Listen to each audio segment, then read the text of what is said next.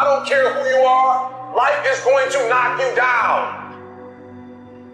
Listen to me, many of you right now, life's got you up against the rope, and you got to do me a favor. Like, you can't give up. You can't give in. Pain is temporary. Pain is your friend. Pain is going to take you to the next level. When you going through pain, I know what you feeling. I know exactly, because I've been there. I've done that. But you got to work through it.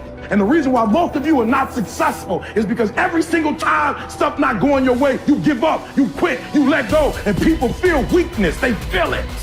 You can feel when somebody's not committed, when they're not all in, when they're not dedicated. And there's another level you get to when you go all in. Winners win and losers lose. There are going to be times that you're going to be wondering, why should I keep showing up and working my business? Why should I keep at it? Why should I keep showing up to the conventions? Why should I keep picking up the phones and making the phone calls? Why should I keep fighting for my goals and fighting for my dreams? And what I want to remind you is that you got to show up for your life regardless of the circumstances. You got to show up in spite of the naysayers. You got to show up in spite of the conversation going on in your mind. You got to show up for your life, because if you don't, nobody else will. If you want unreasonable results in your life, you've got to be willing to be unreasonable. Part of being unreasonable, you don't judge according to appearances. Part of being unreasonable, you can see it because you believe it. You must have the faith to call forth those things that be not as though they were. You've got to decide, I deserve this, and I'm going to have it. You've got to say yes to your life. You've got to say yes. Yes to my dreams. Yes to me. Yes, I can make it. Yes, I can. Doesn't matter how many failures I've made. Doesn't matter how many mistakes I've endured. Doesn't matter about my defeats. Doesn't matter about what I've done. Yes, yes. I don't care about the fact I'm in a hole now. Doesn't matter about where I am. The last chapter to my life has not been written yet. If you judge me now, you'll judge me prematurely. I'm still in the process of transforming my life. I'm still in the process of becoming. Yes. The brilliance of Thomas Edison was not in his mind. It was something much more ordinary and often much less respected. I've got no imagination, he once said. I never dream. I've created nothing.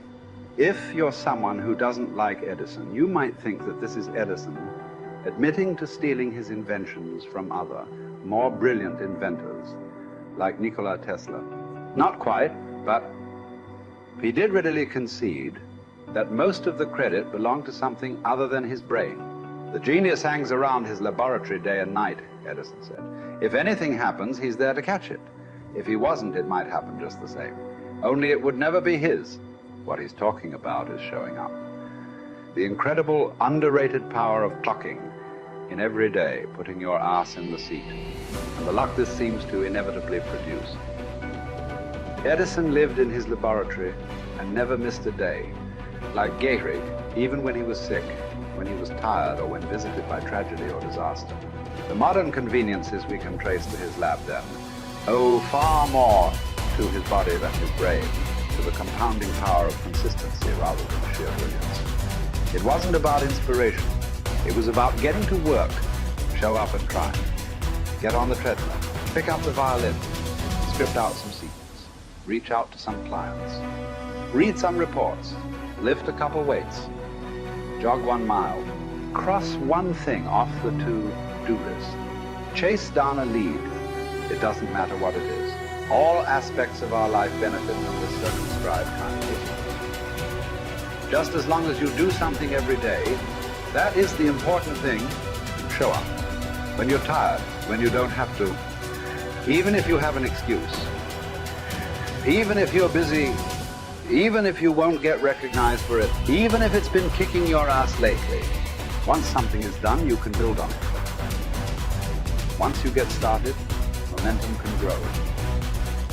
When you show up, you can get lucky. Is this still hard? Yes. But the good news is that because it's hard, most people don't do it. They don't show up. They can't even do one tiny thing a day. So yes, you're alone out there on the track in the rain. You're the only one responding on Christmas. But having the lead is, by definition, a little lonely. This is also why it's quiet in the morning. You have the opportunities all to yourself. Don't worry about setting any records. Just report for duty. No excuses. And here's the irony. This is also a way to break records. Consistency is a superpower. Day to day, willpower is incredibly rare. Lowell Gettrig was a solid position player and a good hitter.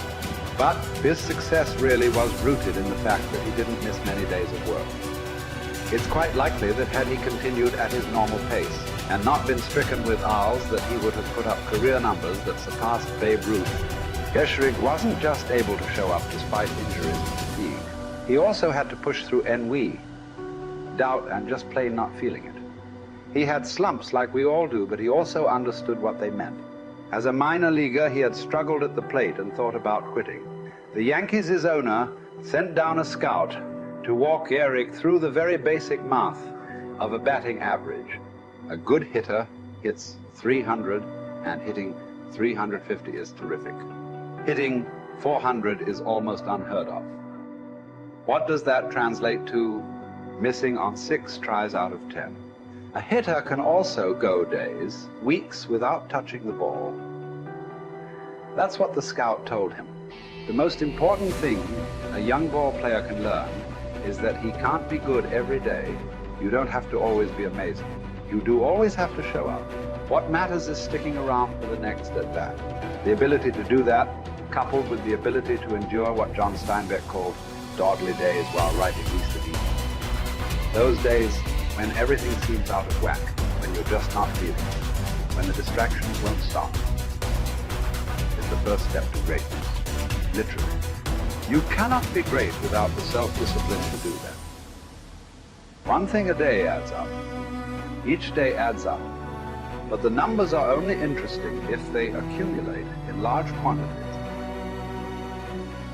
You guys that are just getting started, you're not going to start right here. You're going to start down there, probably in another city, another town. I grew up in Lake Charles, Louisiana, no money, raised by a single mother. I was in debt at 25 years old. First thing that I had to do in my life was not learn a new skill. First thing I had to do to get my life moving in the right direction was self-development. It is vital. It was vital for me that I improved myself and I could start depending upon me. I had to show up every day with some rituals, some disciplines, and start getting myself to trust me, not trust others, but trust myself to do the right thing every day. One of the things that I started doing was beating the sun up every morning. I'm going to beat that sun up every morning so that I have the discipline and the control over my life. So I knew, hey, before that thing pops, I'm going to pop. I'm going to get out of bed, depend on myself, get up at the same time every day. And for me, that time, regardless of where I was beat that sun up. No matter where I am, I'm going to beat that thing up. So it gives me a sense of control over my own life. Second thing,